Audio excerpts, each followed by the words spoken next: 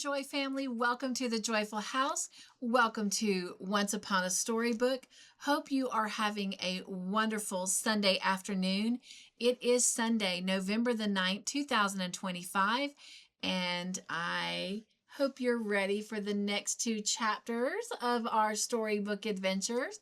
We are still looking at book number 4 in the Anne of Green Gables series, Anne of Windy Poplars, and today we are going to be starting the section called The Third Year, and we will be reading chapters 1 and 2 of The Third Year.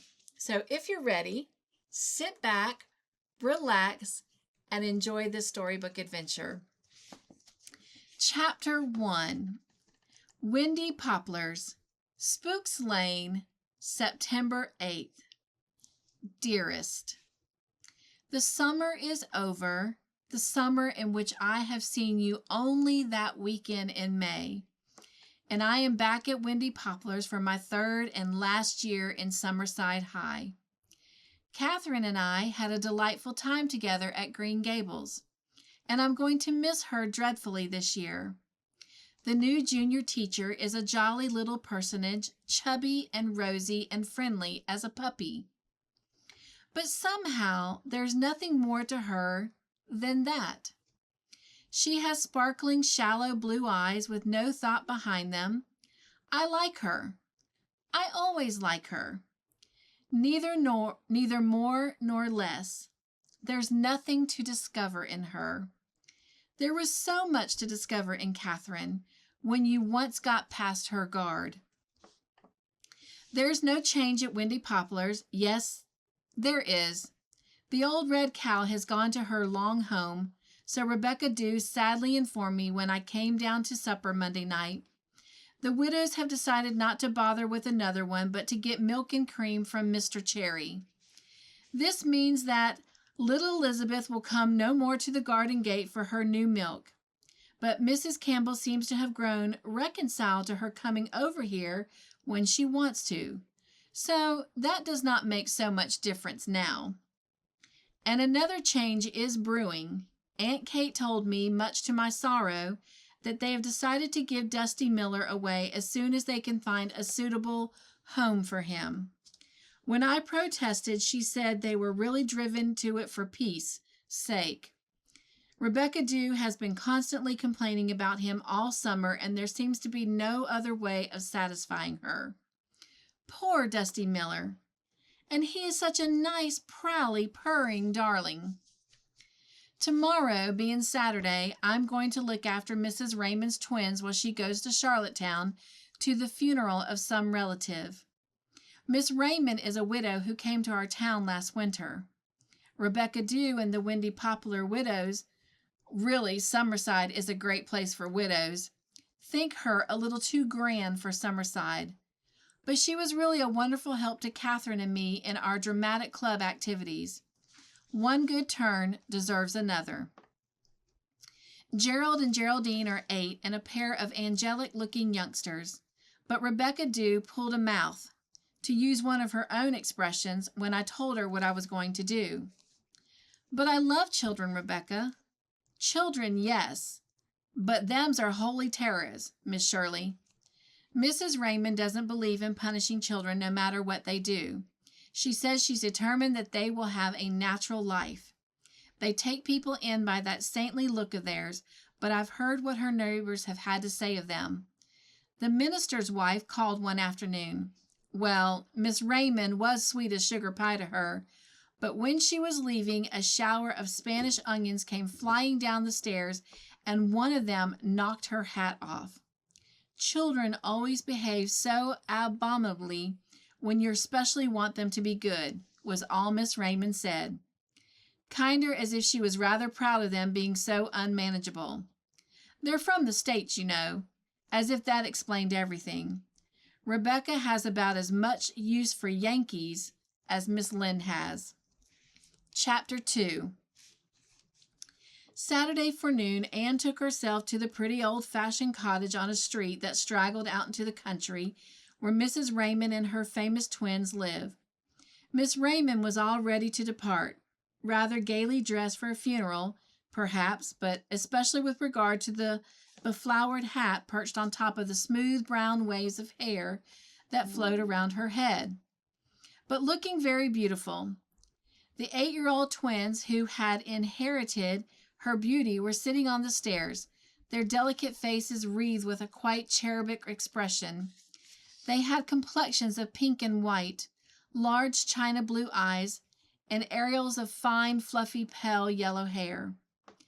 They smiled with engaging sweetness when their mother introduced them to Anne and told them that dear Miss Shirley had been so kind as to come and take care of them while Mother was away at dear Auntie Ella's funeral. And of course they would be good and not give her one teeny-weeny bit of trouble. Wouldn't they, darlings? The darlings nodded gravely and contrived, though it hadn't seemed possible, to look more angelic than ever. Miss Raymond took Anne down the walk to the gate with her.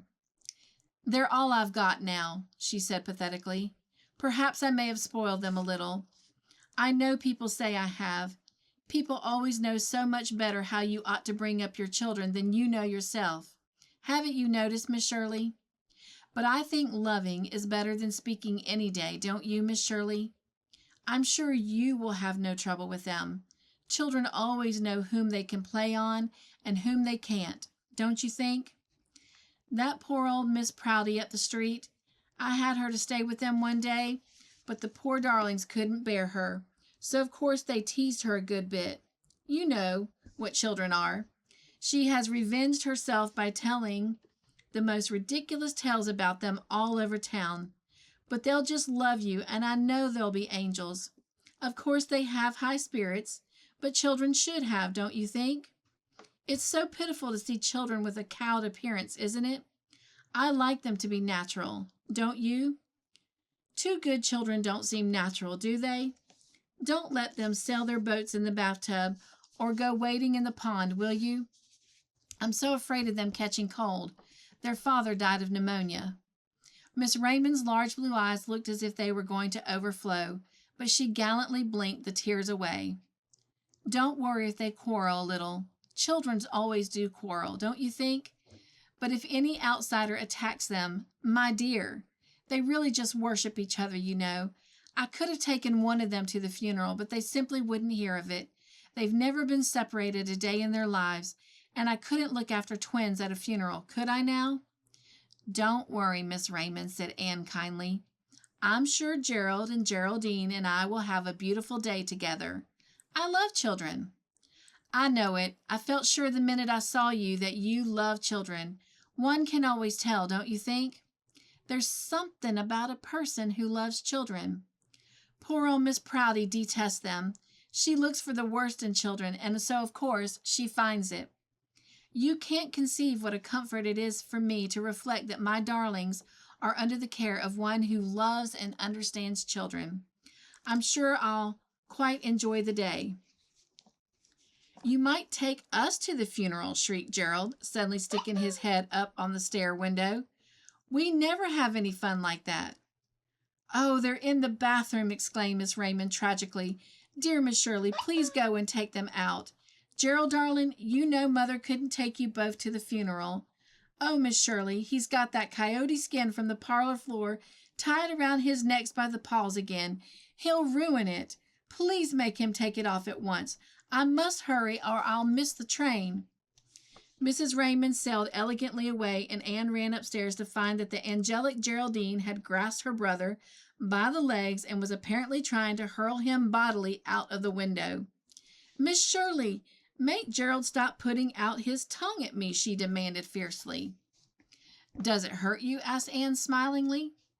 "Well, he's not going to put his tongue out at me," retorted Geraldine, darting a baleful look at Gerald, who returned it with interest.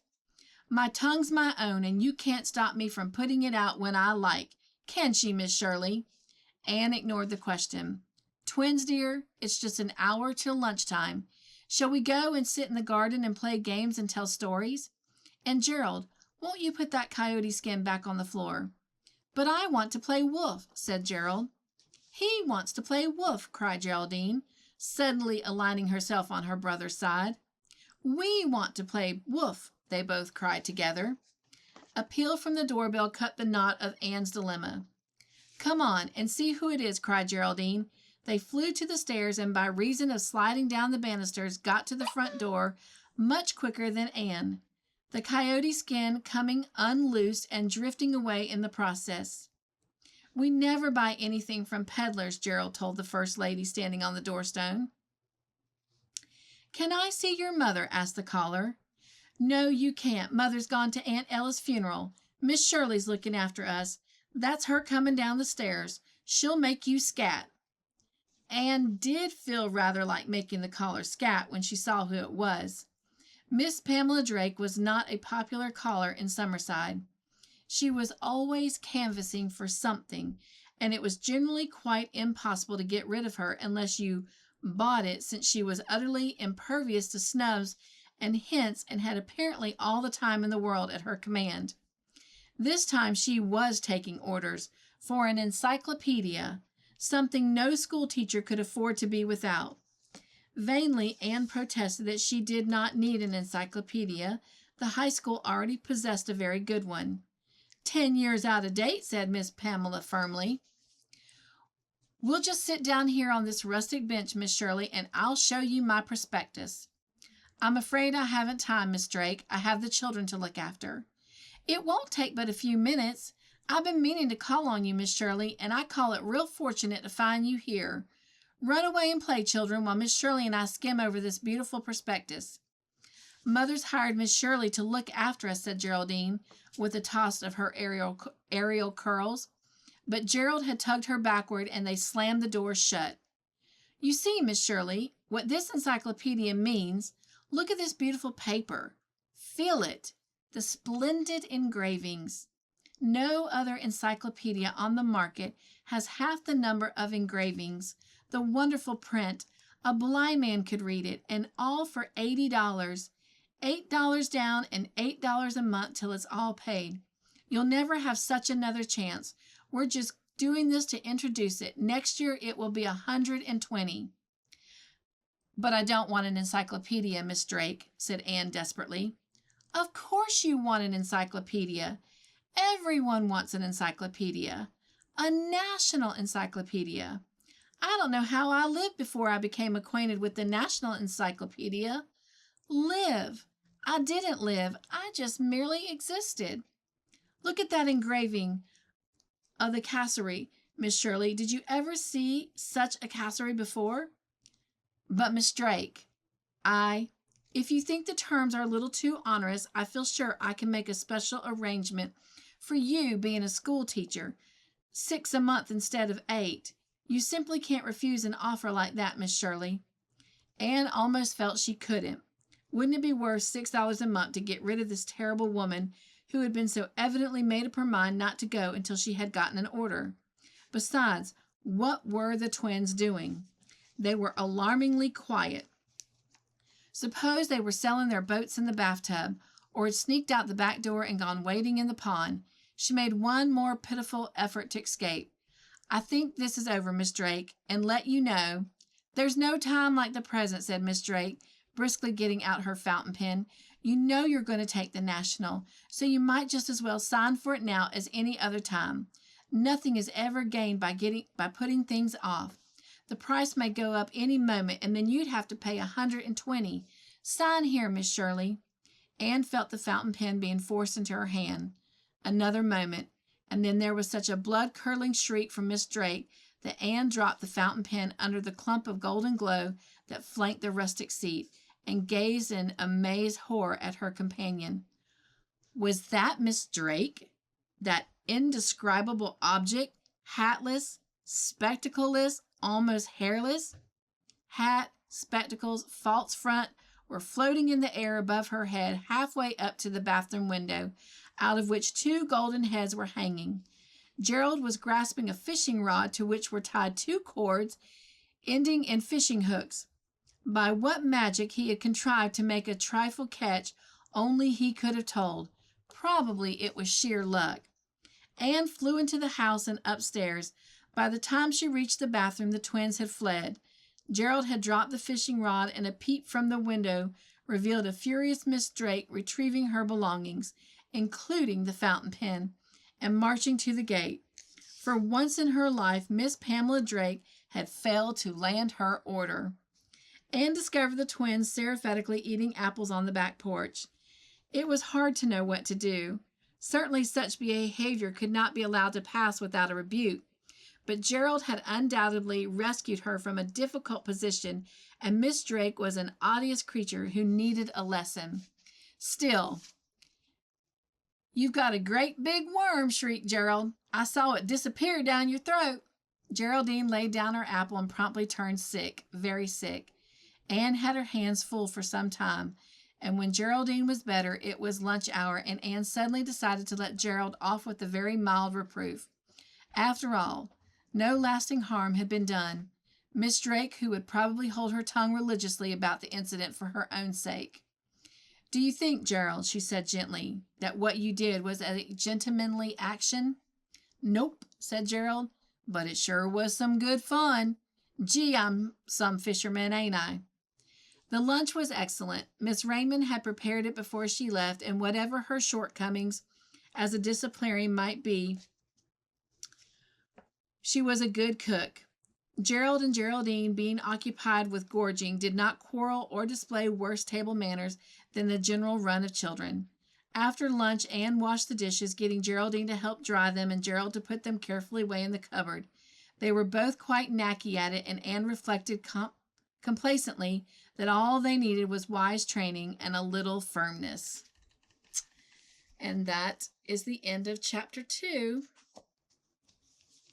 Well, thank you for joining me today for our storybook adventure. I hope you enjoyed that, and I look forward to next week when we continue reading the third year, and we'll look at chapters 3 and 4 at that time. All right, enjoy the rest of your Sunday afternoon. Have a great week, and I'll see you here next Sunday. Nugs and joy. Bye.